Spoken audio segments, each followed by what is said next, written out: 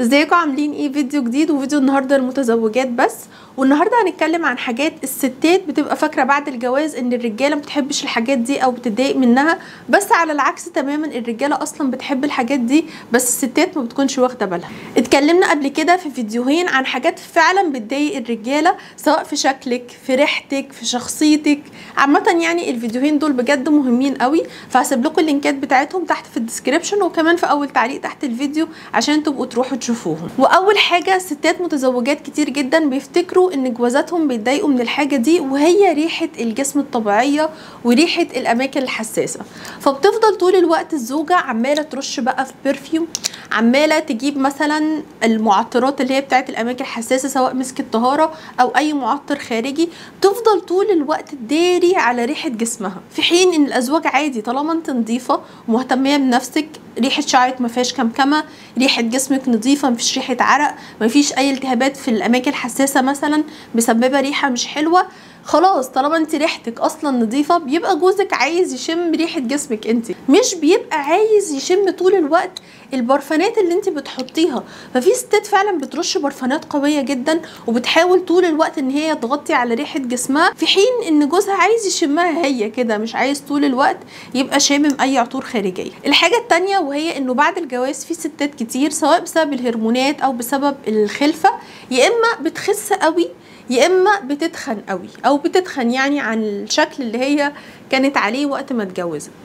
وبتبقى فاكره ان جوزها مش قابل شكلها الجديد والتغيرات اللي حصلت في جسمها، في حين ان جوزك ممكن يكون شايفك قمر، ولا محتاجه ان انت تروحي تشفطي دهون من اماكن معينه، ولا محتاجه ان انت تنفخي اماكن معينه، ولا محتاجه ان انت تلعبي في خلقه ربنا. هو جوزك بيبقى حبك زي ما انت كده. ففي ستات بتقسى على نفسها قوي في الدايت وتحرم نفسها من كل حاجه، واي قاعده مع جوزها ما تقدرش تاكل مثلا مكرونه بشاميل، ما تقدرش تاكل اي حاجه عشان عايزه تفضل طول الوقت معصعصه، في حين ان هو لا، عايزها يعني شخص عادي، مش مليانه قوي ومش رفيعه قوي. وفي ستات تانية خلاص بقى بعد الجواز والخلفه، انا ولا هعرف اعمل دايت ولا هعرف اعمل حاجه ولا هعرف اعمل اخس، فابتدي ان انا اكل اكل اكل واتخن اكتر، وفاكره لما تروح مثلا تعمل عمليه عشان تغير بقى في التغيرات اللي حصلت في جسمها دي ان جوزها كده هيكون راضي عنها، او العكس، ان واحده تبقى رفيعه فتبقى عايزه تبقى مليانه، هو اصلا واخدك رفيعه، هو راضي بيكي رفيعه، فانت لو تخنتي مثلا بسبب الخلفه خلاص ملهوش حق ان هو يعلق. غير لو هيديكي مثلا فلوس تروحي الجيم بقى وتروحي للدكتور دايت وتعملي كل اللي ممكن يتعمل عشان ترجعي لوزن طبيعي مثالي عادي، مش اللي هو تبقي رفيعه قوي. عامه يعني فكره التخن او فكره انه تلعبي عامه في شكلك، في شفايفك تنفخيها، مش عارفه ايه، اوقات الرجاله بتبقى يعني هو شايف الست اللي معاه حلوه فعلا، مش محتاجه ان انت تقعدي تغيري في خلقه ربنا عشان ترضيه، لان هو بيبقى حبك كده زي ما انت، فانت ما تحاوليش ان انت تقعدي تلعبي في جسمك طول الوقت عشان ترضيه. الحاجه اللي بعد كده وهي الميك اب الاوفر، اللي هو يعني كله الوان بقى وكله تغيير في الملامح وكده.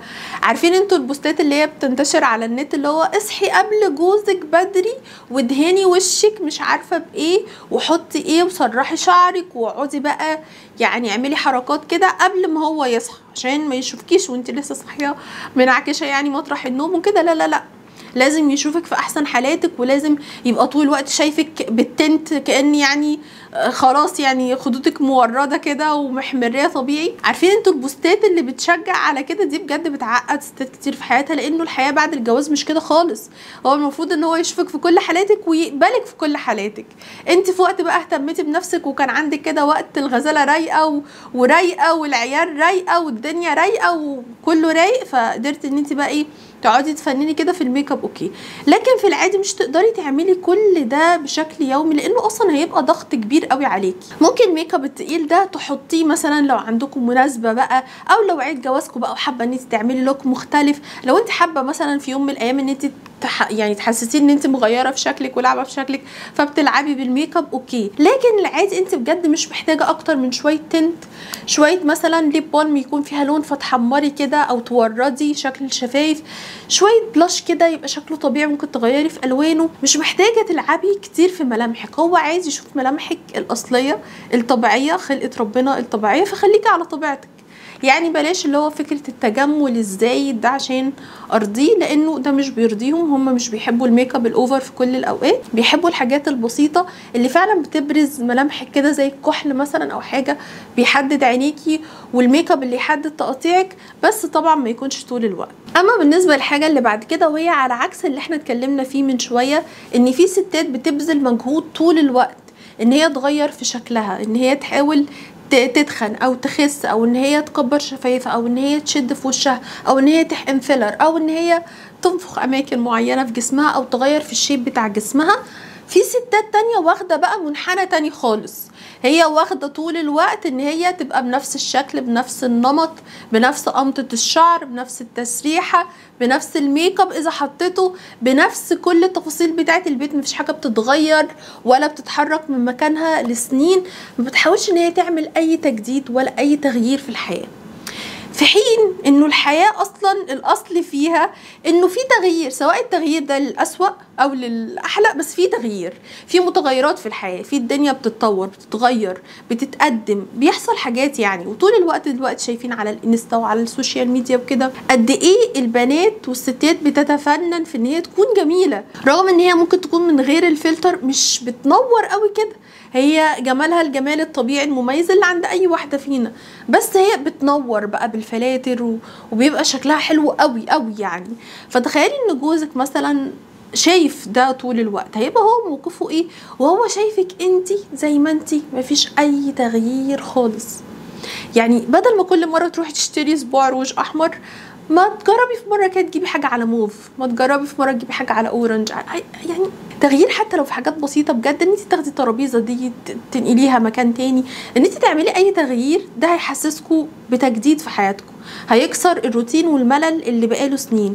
دي علاقه طويله المدى، فما ينفعش ال10 سنين او ال20 سنه او ال5 سنين او السنه الواحده اللي انا قاعداها مع جوز تبقى هي بنفس النمط، بنفس الروتين، بنفس كل حاجه في الحياه. دي حاجه تخلي الواحد يمل جدا يعني. فاحنا ولا مع الناس اللي هي طول الوقت بتعمل مجهود زياده عن اللزوم عشان تغير في حاجه اصلا جوزها حاببها. هي لو كانت رجعت لجوزها وقالت له مثلا ده انا هروح انفخ شفايفي مثلا، او انا هروح اخس يعني عند دكتور الدايت عشان اخس عشان انا جسمي رهرت او كده، كان ممكن جوزي يقول لها لا انت حلوه كده، انا شايفك حلوه كده زي ما انت، انا مش عايزك تتغيري، انا عارف انه مثلا ما كانش بايديك النفخه بتاعه الحمل وبتاعه الخلفه وكده، انا عارف ان انت اصلا في الاصل حلوه، انا شايفك بطايه في كل الاحوال.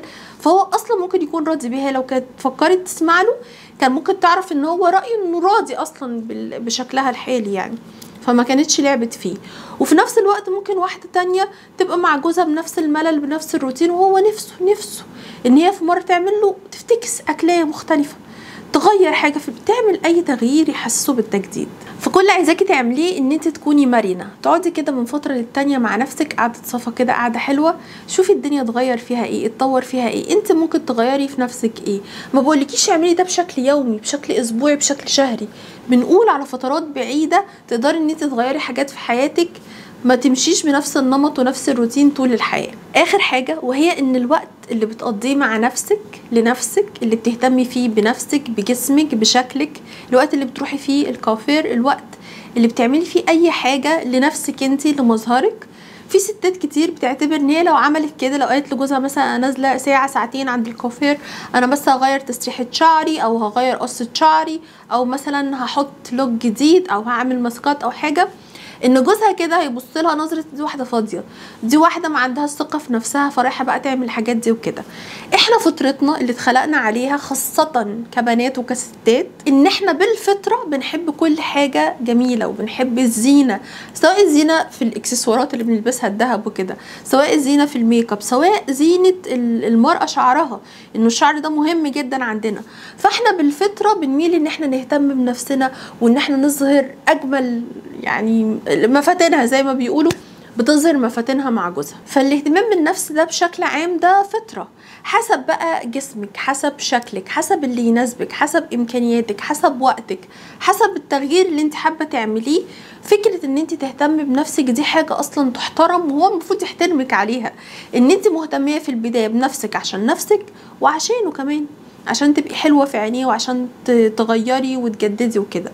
فاوعي تحسي بالتقصير او بتأنيب الضمير او ان انت بتعملي حاجه غلط لما تدي وقت ومساحه لنفسك ان انت تهتمي بنفسك، ان انت تنزلي تغيري مثلا جو في سبا او حاجه وتعملي حاجه لجسمك.